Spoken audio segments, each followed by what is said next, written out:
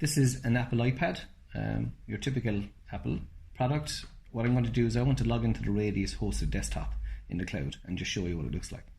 So before I do, I come into my settings and I come into my VPN, or I enable a VPN connection, which is a secure connection. I've just turned it on there. And then I come back out and I go in and I have an icon here, a shortcut called RD, we've called it RD client, which is basically a remote desktop client.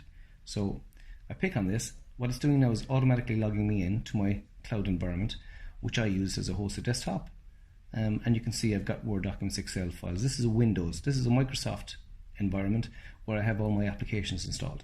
So some of my applications include Adobe, Sage, Excel, Word, and so on and so forth. So if I just pick and just pull up a particular document here to open it, you'll see this is a document, but again, there's a lot of content, a lot of information in this.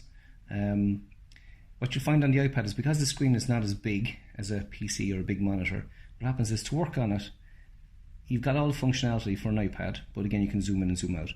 But if you're not going to work on it for any major length of time, because it's not a reproduction machine, and if you want to start putting information into it, you have to pull up the on-screen keyboard, which is down here, again, which makes it time consuming.